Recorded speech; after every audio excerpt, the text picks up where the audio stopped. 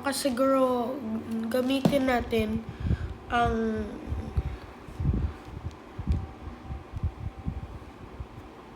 sacristan. Baka siguro test natin kung yung sacristan. Check natin para sa sacristan. Okay. Ano ba kailangan? Okay.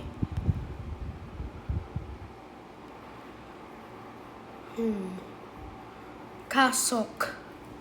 Ganito ang kasok. Sinabi kasok pero ang kasok for sacristan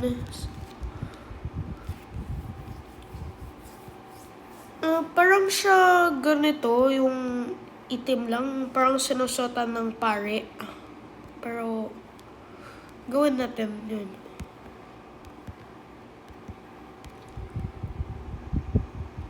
Sandali, wag muna. Tignan natin kung black or red yung kasok.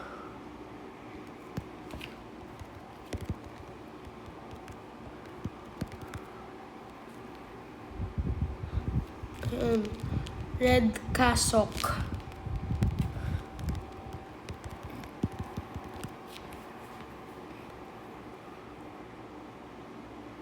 Ayan. Tignan natin kung ang kasok ay kulay red or white. Red kasok. Black kasok or red kasok. Ayan, piliin natin to.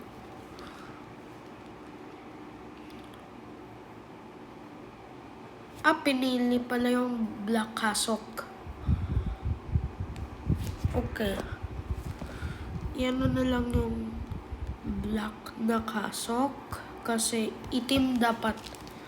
Yan kasi yung sinusuot. Hindi yun palagi pula. Hindi sa lahat. Pero minsan, ginagamit nila yung alba. Ang alba ay ginagamit ng mga pare. Tulad ng mga pare, sacristan. Yun. Ginagamit nila yung alb. Doon yan nalalagay yung estola. Yung stole. Yung stole na ginagamit sa simbahan.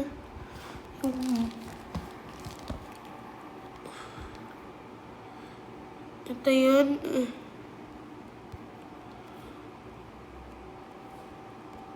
Ito naman. Ayan. Black dapat yung kasok. Kasi yun. Pero hindi naman lahat ng mga sacristan o red yung kasok. Kasi black ang main color ng kasok. Tapos sandali lang, ayusin ko. Ito naman yun. Yan, nakaayos na yung to. Tapos, ano pa ang isa? Ano ang puti na sinusuot ng sacristan?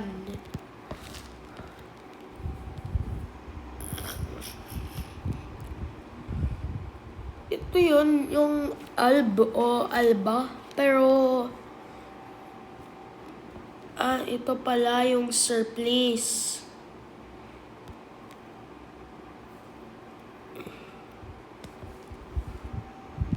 Ang surplice pala ay yan. Yung parang nakaano na puti dun, pero merong parang black na color yung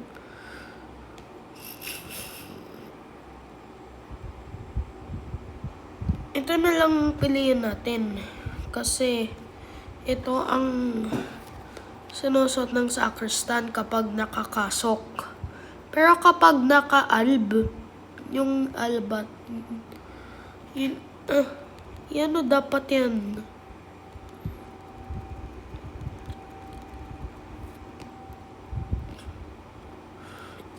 ito yung surplus, tapos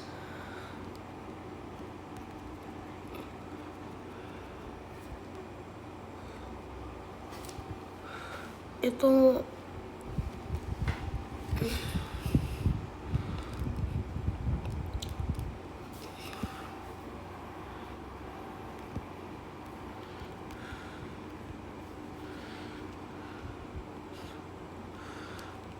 hindi lang lahat nagsusot ng kasok at surplice kapag mga sakristan. Sinusot kasi ng sakristan yung yung alba. Yun yung parang puti na parang expensive. Ito naman, malapit na matapos yung surplice.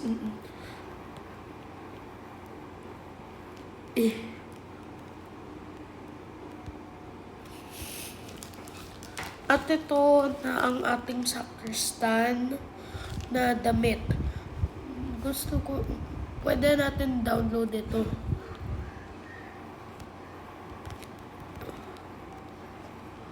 Ganito ang surplice, tama. Yun yung puti na nagko-cover sa kasok. Pero wag natin kalimutan pala na maglagay ng ito yung sa sakristan at pwede nang download na yan. Okay.